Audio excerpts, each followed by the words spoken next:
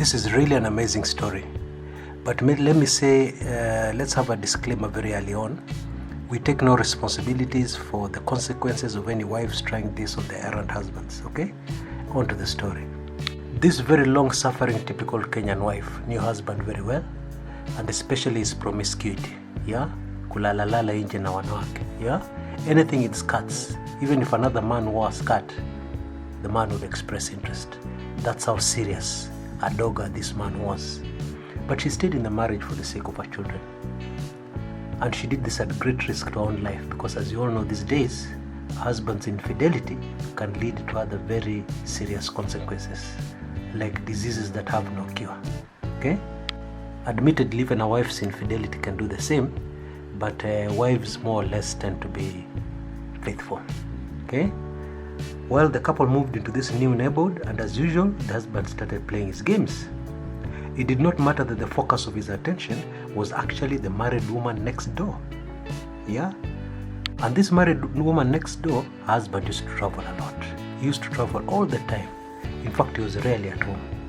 Yeah? But fortunately, this married woman next door struck a very close friendship with the wife of this dogger. Let's just call him Jogo. Yeah? This errant man called Jogo. So Jogo knew about the friendship.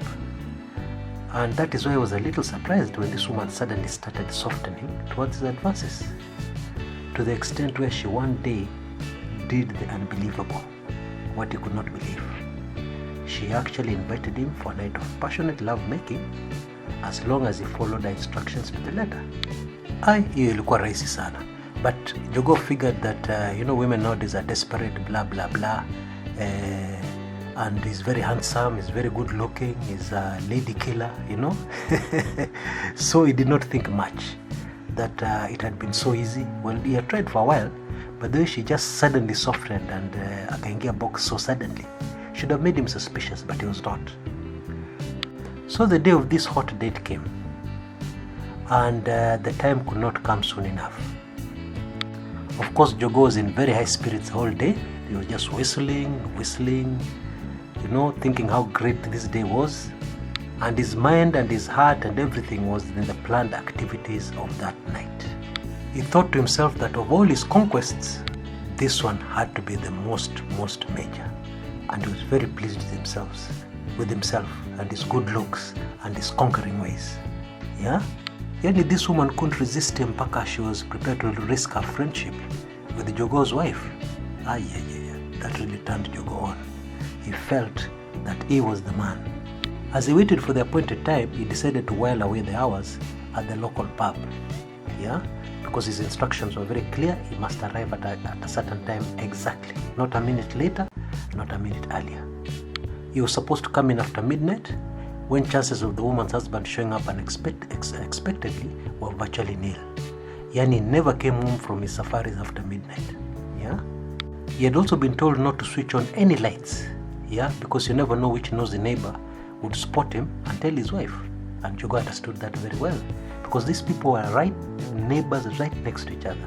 He kept himself busy with his favorite drink, Tusker, and of course, as usual, he flirted with a huge pot-bellied barmaid, who giggled whenever he touched at the wrong places. Many people said that pub would never survive without her, because she was the attraction at that pub. Many people are just used to the place because of her. Anyway, that is a story for another day. Finally, he glanced at his watch and he saw it was about 5 minutes to midnight. It would take him exactly 3 minutes to walk and reach the place of this hot date, this date of the century. He had time, but still he left the bar almost running. He passed his own house and noted that all the lights were off. That was good. His wife was already gone. His wife was already asleep, fast asleep. So the coast was clear. That was very good. He went into his neighbor's house, went through the back door, and as instructed, sure enough, he found the key hidden under the mat. He opened the back door and let himself in. He carefully locked the door behind him and tiptoed upstairs into his neighbor's bedroom. He knew exactly where it was because the houses were all the same. Yeah, you know those houses where every house is exactly the same design, yeah, and your neighbors. Yeah, you get my idea. So you even have a very good idea what estate this might have been. The woman was waiting for him. The first thing that hit him as he entered the bedroom was her perfume. Very feminine.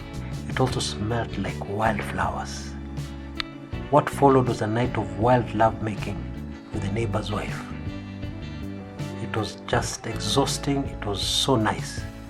He fell into an exhausted sleep, and by the time he woke up, the sun was already shining through the steel-drawn curtains.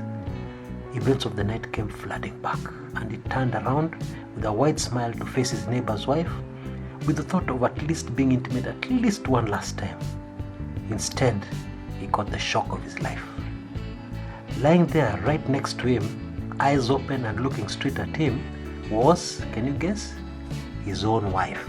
What had happened here? What had happened? Why was his wife next to him? Gosh, and where was the woman he had made love to the whole night? What was going on here? Well, let me explain. Apparently, the two wives had decided to teach him a lesson and to carry out an experiment that proved that what psychologists have always been telling us is correct, that sex is really in the mind. They had switched places, and Jogo's own wife had worn her best friend's nightdress and used a perfume and waited eagerly for her own errant husband, lying on the bed of her best friend, the neighbor's bed. Yeah? Now when the man came, it was dark. He had had a few drinks. Of course, he did not recognize her in the dark room. And amazingly, during the entire long night of love making, he never recognized her. Now I am assured this is a true story, and I am told the man never ever thought of cheating again. Well, you can choose to believe this tale or not. You can choose whatever you'd like, but personally, I believe this tale because there's some stories which are just too crazy to be a lie. This is Kumekucha. Till next time.